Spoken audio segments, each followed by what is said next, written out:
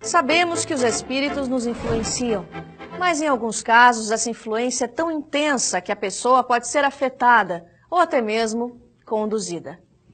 O espírito passa a acompanhar essa pessoa e a agir sobre ela de forma constante, obsessiva, na maioria das vezes negativa. Mas o que é de fato a obsessão? Nós atraímos os espíritos obsessores ou são eles que nos perseguem? E como são capazes de nos conduzir?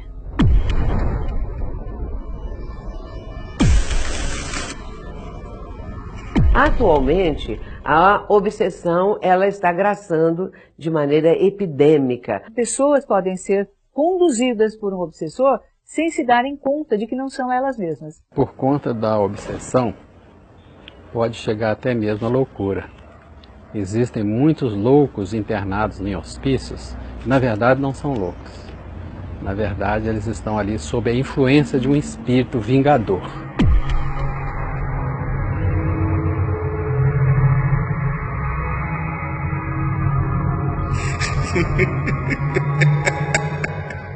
Obsessão é a ação perniciosa de pelo menos um espírito sobre outro, que pode estar encarnado ou não. A doutrina espírita nos explica que é a presença de um espírito malfazejo, um espírito perseguidor, que vem atuar sobre alguns encarnados ou atua especificamente numa só pessoa, buscando se vingar de alguma coisa que aconteceu no passado. Objetivando afetar a pessoa por algum motivo que o vincula a esta pessoa obsediada, até que ele consiga esta realização. Allan Kardec vai falar sobre este assunto no capítulo 23 de O Livro dos Médiuns, e diz ele que a obsessão é sempre realizada por um espírito inferior. O mais conhecido é a obsessão do desencarnado para o encarnado, mas tem também a do encarnado para o desencarnado, que é quando este encarnado se sentiu ofendido, ou tem saudades doentias do desencarnado e fica o tempo todo chamando ele, ou pensando nele, e acaba traindo se ele não estiver equilibrado, sendo atendido num hospital espiritual. E tem também de encarnado para encarnado, que a gente vê muito nos relacionamentos familiares ou mesmo nas empresas. Então você pega um pai que toda hora está desprezando seu filho, comparando com outras pessoas, subestimando a inteligência dele, ele está sendo um obsessor. Provavelmente eles têm um vínculo do passado, por isso o pai hoje se sente sem motivo nenhum provocado pelo filho. Ou a esposa perseguindo o marido, algum vínculo do passado problemático, na qual hoje ele tenta levar à desforra essas emoções que sente sem motivo nenhum no presente, mas que tem um motivo no passado. É uma ascendência espiritual que esse espírito com propósitos negativos consegue realizar em relação a uma pessoa que deve alguma coisa do passado. Com isso significa o quê? Que daqui para trás nós fizemos muitos inimigos a partir de atos equivocados. E equivocados de ambas as partes. Daquele que cometeu o erro e daquele que se sentiu ofendido.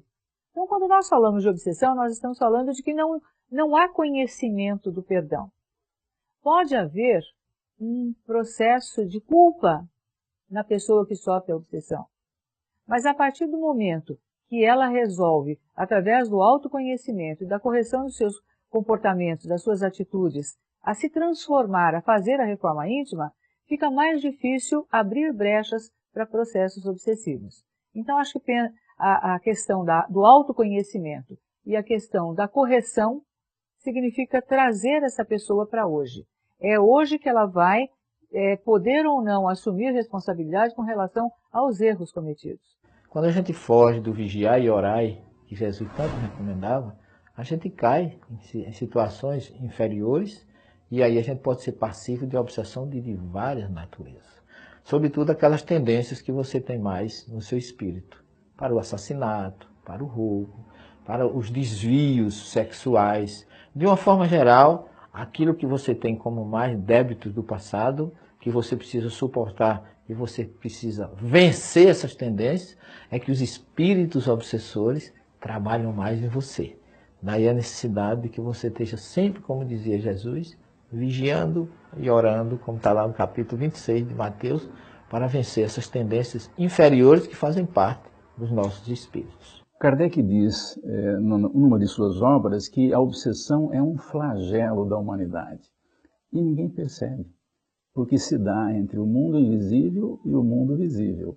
Claro que se dá só no mundo invisível também, porque falamos da obsessão no lar, no trabalho, mas um mundo invisível. E a gente não vê, não percebe. O processo obsessivo, ele se realiza mente a mente. O que nos liga, encarnados e desencarnados, é a afinidade e a sintonia. Então, os espíritos, muitos deles que poderiam entrar em outra frequência vibratória e já encontrar novos caminhos no plano espiritual, muitas vezes a afinidade e a sintonia que nós estabelecemos com eles é que fazem com que se dê o que nós chamamos campo obsessivo, né? O campo propício para essa afinidade, para essa sintonia. De certa forma, eles têm uma influência muito grande sobre nós, uma vez que nós atraímos as entidades pelo pensamento. E os nossos pensamentos são antenas girando em torno do universo, atraindo os diversos espíritos que compartilham ou sintonizam com a nossa evolução, nossos desejos, nossas vontades e as nossas tendências boas ou más. O espírito pode levar a criatura ao suicídio. Se ela não tiver defesas espirituais, se não mantiver um pensamento elevado, se não cultivar a oração e o trabalho no campo do bem, essa pessoa vai ser atingida porque deve. São as dívidas que abrem o campo para a ação do espírito vingador. Mas o processo mental que o espírito está infligindo neste que hoje é a vítima, ele pode ir num crescendo e se tornar alguma coisa assim muito grave. É como se ele nos sussurrasse ao ouvido: faz isso, faz aquilo, é isso mesmo, vai em frente. Na Bíblia existe realmente vários relatos de casos de obsessão e o próprio Jesus orienta em Mateus 10 aos discípulos que eles deveriam curar os enfermos, ressuscitar os mortos e conduzir os espíritos sofredores, que ele sabia que existiam, como está em Marcos 9, 38, quando Tiago e João diz que viram um homem que conduzia espírito em nome de Deus, de Jesus, e proibia o que Jesus disse: não devias ter proibido, porque quem é por mim não pode ser contra mim. Então, além de ter, há uma permissão e um endosso do próprio Jesus no sentido da gente conduzir as entidades inferiorizadas e sofredoras. Como é que isso começa? Bem, começa de uma inimizade, uma desafeição provocada, que pode ser de vidas anteriores, pode ser da vida atual. E, na medida em que o espírito quer prejudicar alguém que está encarnado, o que ele vai fazer? Essa é a grande questão. Bem, ele vai descobrir na pessoa quais são aquelas paixões humanas que a pessoa ainda tem. Quase todos nós temos as mesmas e, em vários graus, as paixões humanas. Vou citar apenas algumas: o jogo, o vício, o tabagismo, o sexo. Então, vamos supor que a pessoa tem uma tendência mais para uma paixão do que para outra. O espírito vai estudar-nos para fazer um estímulo àquela paixão, para que a gente exacerbe aquela paixão e acabe se comprometendo. A obsessão é sempre resultado das nossas imperfeições morais. Se fôssemos, estou falando da humanidade como um todo, se fôssemos uma humanidade mais adiantada, numa situação mais elevada, é claro que a incidência das obsessões seria muito menor ou não existiria.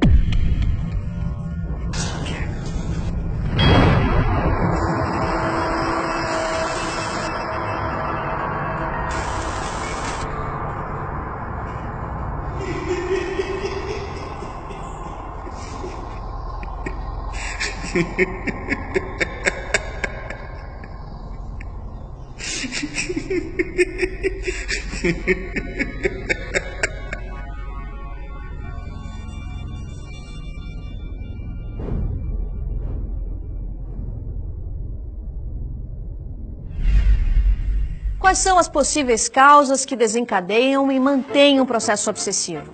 No próximo bloco.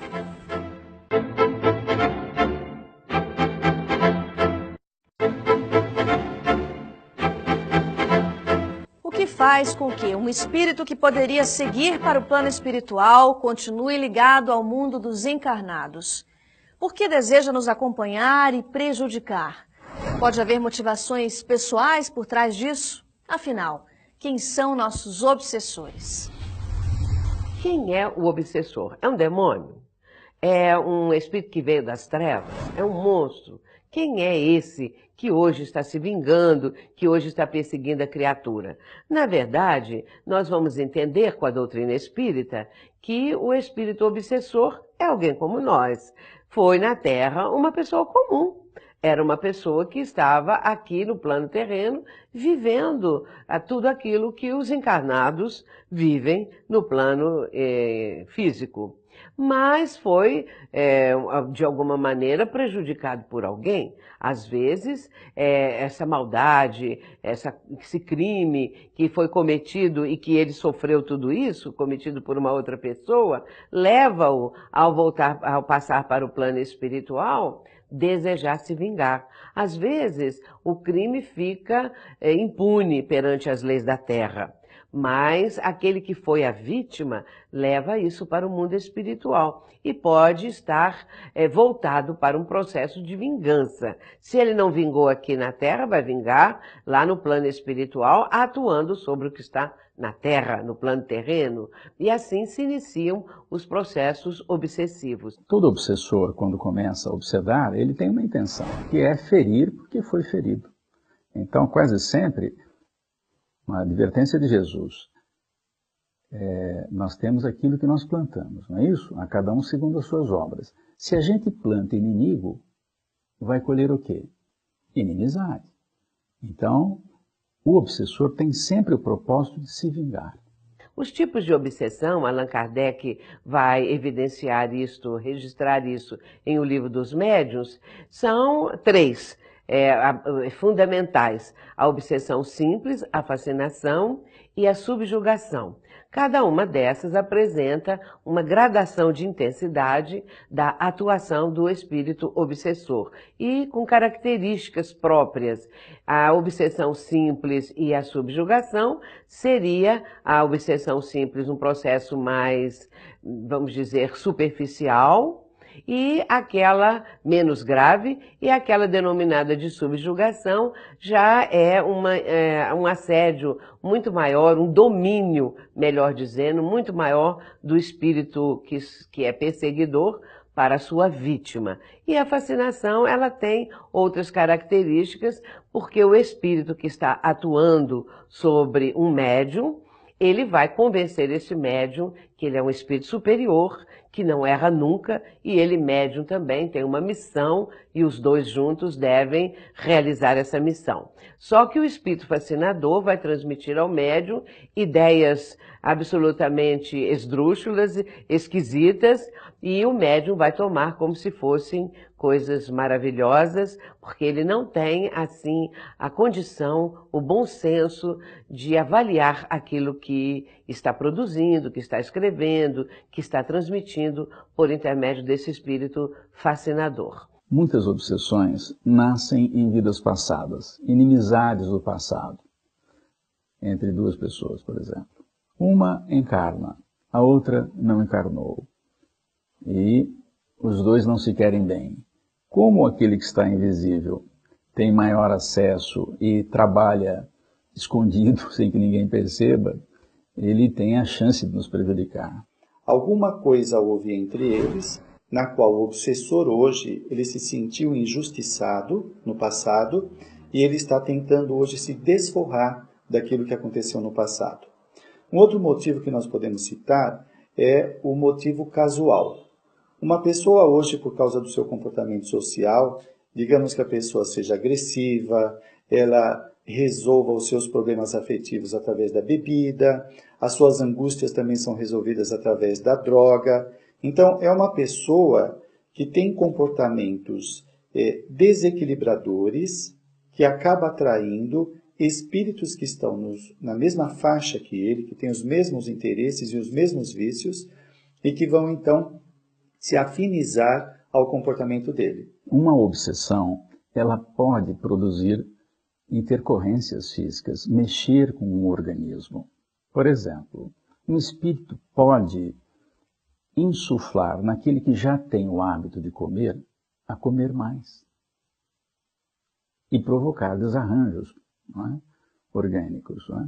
E assim como faz isso com a comida, pode fazer com outras coisas, de tal sorte que eu posso lesar o meu corpo sob ação obsessiva. Antes do físico, começa a ter algumas sintomatologias que ficam parecendo imaginárias, que a psicossomática já contempla isso em termos de saber que tem a ver com o estado emocional da pessoa. Depois de um tempo, começa a alterar não só a função, mas também a estrutura. Então é a doença psicossomática, até que pode causar doenças degenerativas, ou seja, com uma certa irreversibilidade. Entre elas o câncer, uma série de outras doenças. Então é possível sim que no processo obsessivo você tenha doenças só a nível de sintoma, depois a nível de disfunção do órgão e depois a nível de desestruturação do órgão. Isso é possível.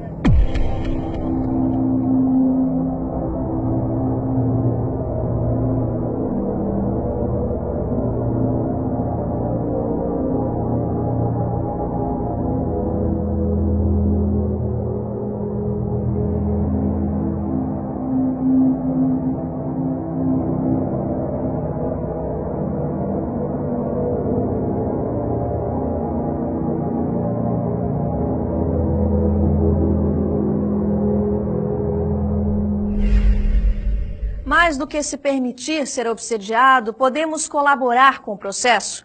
O que seria a auto-obsessão?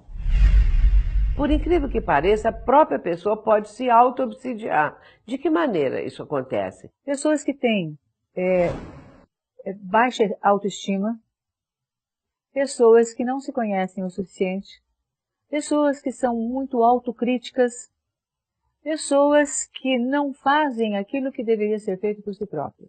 Elas têm um processo de entrar pelos seus próprios pensamentos e sentimentos, porque se nós formos observar quais são as causas da obsessão, muitas vezes estão na origem de nossas outras existências. Às vezes nós já trazemos dificuldades de temperamento, ou algumas ideias fixas, ou algumas questões depressivas, ou ainda questões de intolerância, às vezes uma irascibilidade. Então são pontos em que muitas vezes nós nos atormentamos e nem damos espaço para que outros venham fazer parte desse campo auto-obsessivo. Então, ela tem alguma culpa que não foi resolvida, que pode ser de uma vida passada ou da vida presente, e essa culpa faz com que ela tente eliminar o erro mental através da autopunição. Então, nesse momento, ela está sendo obsessora de si mesma. A maior autoobsessão que nós temos entre nós mesmos é ressentimento, né? Principalmente ressentimento de coisas do passado, né? E a gente fica preso às coisas do passado por medo, por culpa, por raiva, por perdas, coisas que ficaram lá atrás, eu fico preso, eu fico sentindo de novo, por isso que chama-se ressentimento. É claro que nós nos aproximamos deles e eles se aproximam de nós por um processo de atração. Nós os atraímos porque essas são nossas preferências, ou eles também se sentem atraídos por nós devido a situações do passado, a estarmos no mesmo nível vibratório, na mesma frequência vibratória, no mesmo tipo de pensamento. Há então uma afinização. Nada acontece assim por acaso. O que está acontecendo é porque foi provocado por nós mesmos, nós nos precipitamos, nós fizemos opções errôneas, erradas, escolhas que não deveríamos ter feito e de repente nós estamos enredados em situações extremamente complexas. São estes espíritos que muitas vezes rondam, aproximam-se de nós e que nós vamos tentar resolver essas desarmonias. Deus permite porque é uma experiência para nós. Então, não há como culpar o obsessor da minha obsessão. Eu tenho que eliminar em mim aquilo que atrai o espírito. Eu tenho que fazer uma quantidade de bem maior do que de mal. Por quê? Mal e bem, segundo Allan Kardec, no Livro dos Médiuns, Bem e mal são incompatíveis. Eles não se suportam. Então, façamos o bem. Como nos proteger, nos libertar da obsessão? Ou melhor dizendo, o espírito obsessor é no fundo quem precisa se libertar? Mas como podemos ajudá-lo?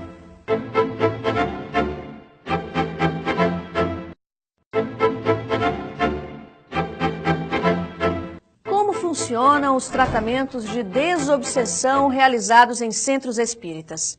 E para interromper um caso de obsessão é preciso que ambos se libertem, obsessor e obsediado.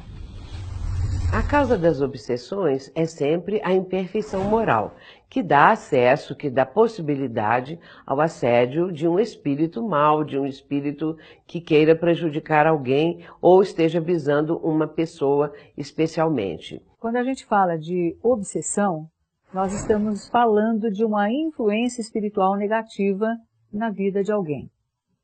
Essa influência espiritual negativa, ela pode ser evitada através do autoconhecimento.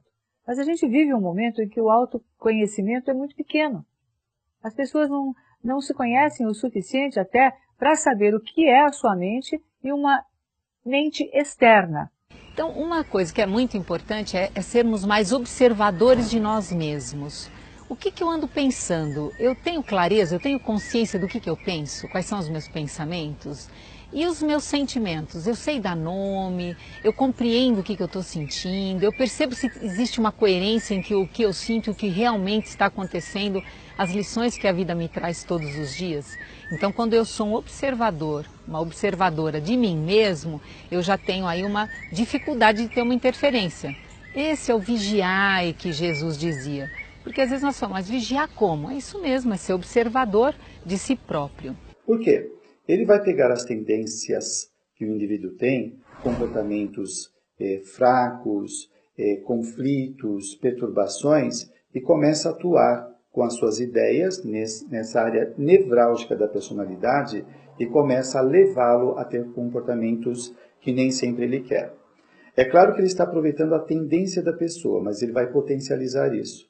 E quando nós nos conhecemos, então nós vamos perceber, espera aí, estou sentindo alguma coisa que não faz parte da minha vida. Os pensamentos, emoções, está havendo alguma influência. Então a pessoa pode, com a mudança de pensamento, de atitude, afastar o obsessor. À medida que a pessoa trabalha no autoconhecimento e diz, isso é meu, isso não é meu, eu não penso dessa maneira, ela começa a oferecer um trabalho a mais para uma entidade que lhe impõe algum tipo de sofrimento. E aí a entidade tem duas alternativas. Ou ela fica e aprende, ou ela acaba se distanciando ou montando outras estratégias para poder obsidiar alguém. O obsessor, via de regra, sofre mais do que o obsidiado, porque o processo de vingança não lhe traz paz. Pelo contrário, enquanto se vinga, ele está o tempo todo rememorando aquele momento em que sofreu as atrocidades que hoje este que é a vítima lhe propiciou. Portanto, o obsessor necessita também ser libertado dessas ideias fixas, desse propósito de vingança, para seguir um rumo novo, enquanto que o obsidiado, por sua vez, vai também retomar a sua jornada evolutiva com melhores condições. As nossas possibilidades de correção e de evolução, elas estão no presente, no hoje. Então, todo o processo, inclusive terapêutico, uma psicoterapia visa trazer o quê?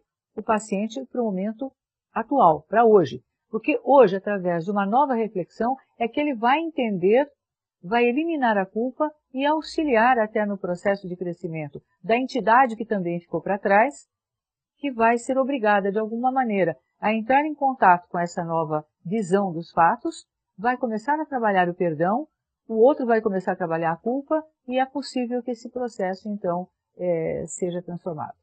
E se você sentir necessidade também, buscar o tratamento espiritual.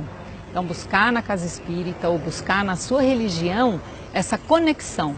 Inclusive, quando a pessoa recorre ao centro espírita, imediatamente, se a casa espírita é uma casa espírita séria e tem ali um trabalho mediúnico sério, esse espírito obsessor será acolhido nesse grupo mediúnico, será esclarecido, será mostrado para ele que ele não deve continuar operando essa obsessão e ele vai verificar que numa existência passada foi ele que acionou o gatilho daquele entreveiro, de forma que a casa espírita ela pode auxiliar em muito, oferecendo à pessoa conhecimentos, ações que possam ajudá-la a se defender dessas obsessões. Não precisa ser tradicionalmente naquela forma que se entende a obsessão, já que o obsediado está realmente com desvios sérios. Aí precisa de uma reunião específica, conhecida como reunião de desobsessão, que tem até uma obra de André Luiz que orienta muito isso, psicografada por Chico Xavier.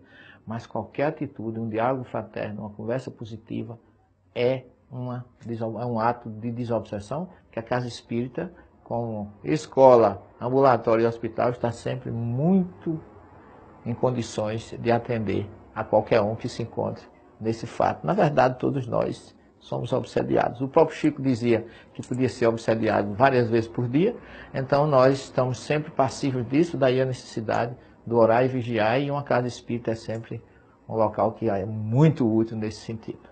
Para quê? Já que os canais estão aí, os canais de intercâmbio com a espiritualidade, que você possa eleger, que você possa conscientemente escolher o campo de influência na sua vida. Então, através do seu anjo da guarda, se você acredita, do seu protetor, ou dos protetores, ou dos santos de devoção, enfim, através dessas conexões, aí sim, um campo protetor para você levar a bom termo a sua jornada evolutiva. Considerando-se ser a obsessão o resultado de débitos que contraímos em existência anterior, ou mesmo na atualidade, a libertação do fenômeno obsessivo dá-se através da psicoterapia da doutrina espírita, os recursos notáveis da fluidoterapia, e entre esses recursos extraordinários, a mudança moral do paciente. Quando o paciente transforma-se para melhor, eis que aquele que era sua vítima e agora se apresenta na condição de algoz, também muda de comportamento, porquanto dá-se conta que aquele erro foi o resultado de um momento infeliz.